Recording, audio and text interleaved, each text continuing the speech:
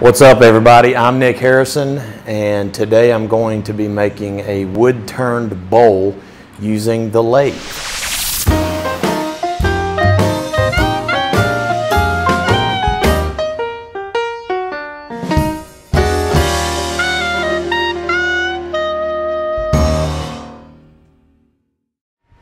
Alright guys, so today I'm going to be making a wood-turned bowl using the lathe. To do this, I'm going to be using persimmon wood. It's a rather hard wood. It's actually what they used to use to make golf club heads out of. I've already had mine cut into a circle, cylindrical shape here. I do have one bad spot here on the back, so I'm just going to make that the bottom of my bowl. So it's actually going to, once I whittle it down, it's going to, this is going to be the bottom. So this is how the bowl will sit. This will be the top and the bottom down here just to get rid of that bad spot. So the first thing you're going to do is actually screw the faceplate of your lathe onto the top of the bowl. So this is your faceplate, and you're going to screw this onto the top of your bowl. Now when you screw your faceplate onto the top of your bowl, you're going to want to make sure that the faceplate is as near the center of the bowl as possible. Now there's all kinds of fancy tools out there that you can use to find the dead center of the bowl. I'm just going to eyeball it because it is, eyeball it just because it is a smaller project. If I was doing something really big, I'd want to find the center. And the reason for this is because you don't want this to be on your lathe and end up being super lopsided because it will actually rattle the lathe, move the lathe around instead of just being a smooth turn. So once you get all of the screws in place, you have your faceplate mounted on here and you're ready to put this on your lathe. Now when you mount this on your lathe, you move your tool rest out of the way here, just screw this faceplate on like normal. And the first thing you're going to work on is the outside and the bottom.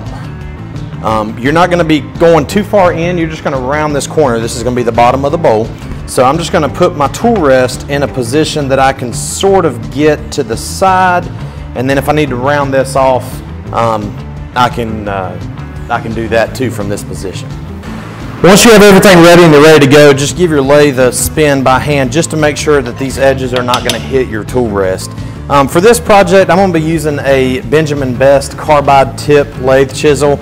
This is an interchangeable tip that is carbide, and the reason I'm using carbide on this is because it is such a hard wood. So I'm going to use a carbide tip to rough it down, then I'll go back through with my skew to get rid of any roughness, final touches there at the end.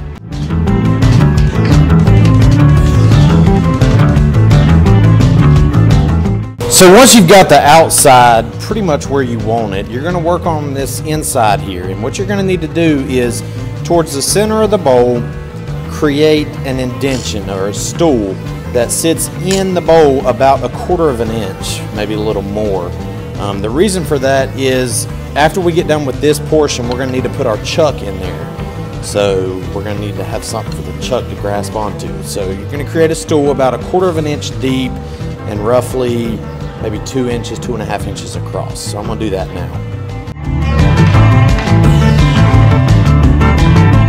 Alright, so after you have a stool at least halfway made, as you can see here, we can shut the lathe off and move your tool rest out of the way and just make sure that everything looks good. So it's a clean cut there.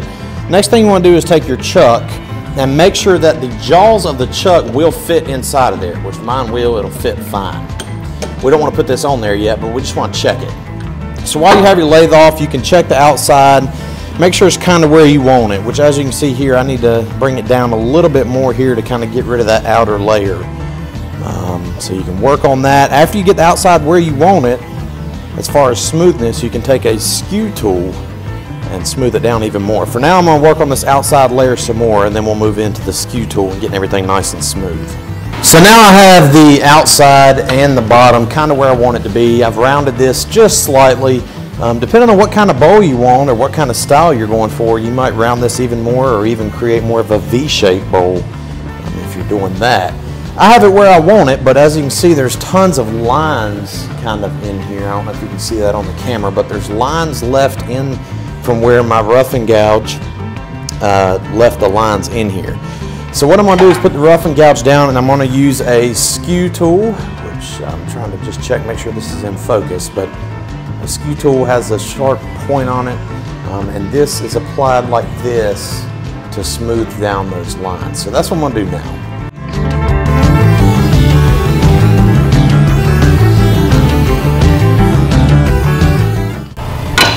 So after you have the bottom pretty much where you want it, just shut your lathe off, run your hand over it, make sure it's pretty smooth. If you use the skew tool correctly, the bowl and the project will be pretty smooth without even having to do much sanding. Now obviously I'm still going to sand it when I'm totally done, but for now it's pretty smooth just with the proper use of the skew tool.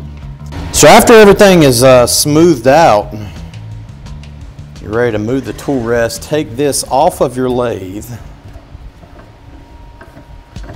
and undo the faceplate from your wood project here.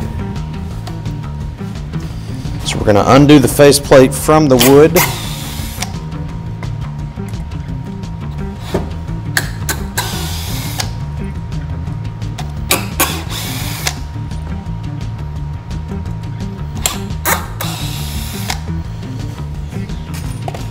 And you're done with this faceplate for now. So the next thing you're going to want to do is put your chuck into the lathe. Now you want to make sure it's centered up, which if you have the chuck, I have a Nova G3, I believe this is here, with the key that expands all of the jaws of the chuck at the same time. Yours might be individual, and that's fine too, but when you do that, just make sure that each jaw expands in a way that creates a center point where your chuck is going to sit the center of the bowl. So just put your chuck on the bowl here. Make sure that the chuck is flush to the bowl on all sides, or at least an even reveal. So your chuck's installed here.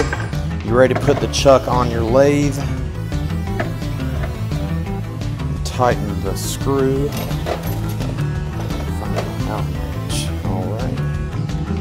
Tighten this set screw here just to hold the chuck onto the live head of the lathe.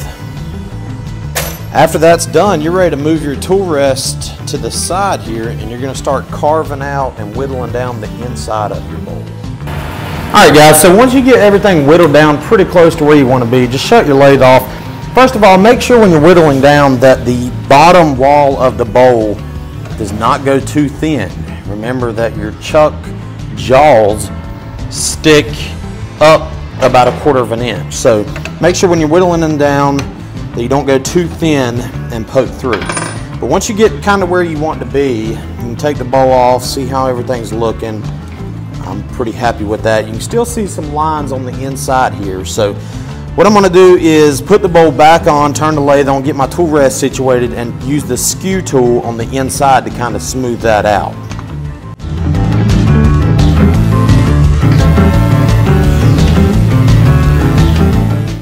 So everybody has their own preferences on sanding down and finishing. For me, I'm going to use 2 different grits of sandpaper, one rough and one a little bit more fine. And then I'm going to apply friction polish to the bowl, and that'll be the finished product. Since I'm not using it for anything, pretty much just decoration, maybe a fruit bowl, something like that, nothing that's going to be containing liquid like cereal or anything like that. The finish on it doesn't have to be perfect for me. I mean, that's part of the wood bowl. It's a natural wood. So anyways, I'm going to turn the lathe on. I'm going to start with my rough grit sandpaper and just sand the outside and the bottom, the top, and then move to the inside walls. Just on the outside here, and we get on the bottom.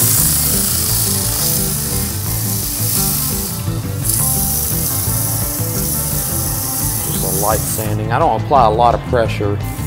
Get the top going around into the inside. When you're sticking your hand inside the bowl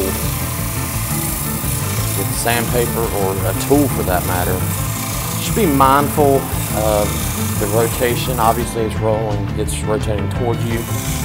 So you would not want to, for example, apply pressure here because that's going to jerk your hand that way. So that's what I was getting at is when you're doing anything inside the bowl, just be cautious because there is enough strength to catch like a ring or something, catch you off guard, jerk your hand around if you're not careful. So just be mindful.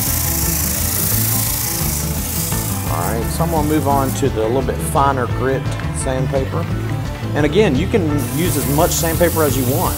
I have a set of micro mesh pads.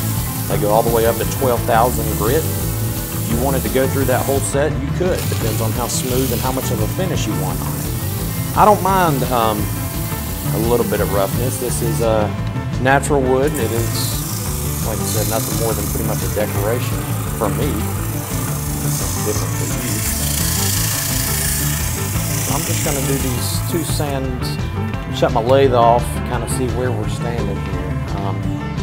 So that is actually super smooth, and I don't think you probably can't see it on the camera, but it actually has some shine to it as it is.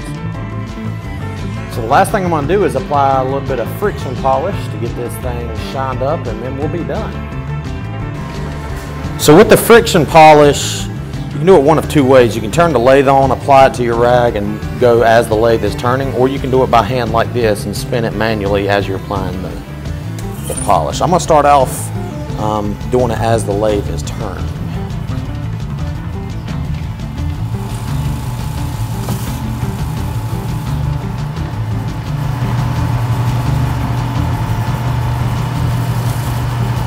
And this can take as long as you want.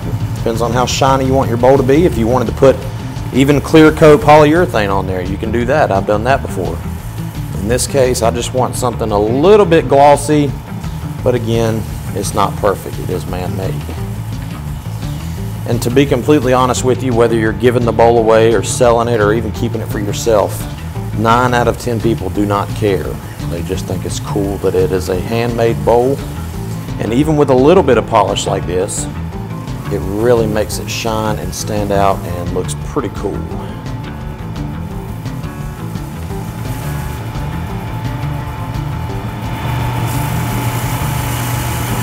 Get the inside of the bowl here. So at this point I do have a finished product here. I have my bowl all shined up nice, and the friction polish, the heat of the polish, when you apply the cloth and create that heat, that friction actually cures it, so you don't have to wait on it to dry or anything. After the friction is applied and it creates heat, that actually cures the polish, so it's dry and ready to go. You will have a little indentation on the bottom of your bowl from where your chuck was installed.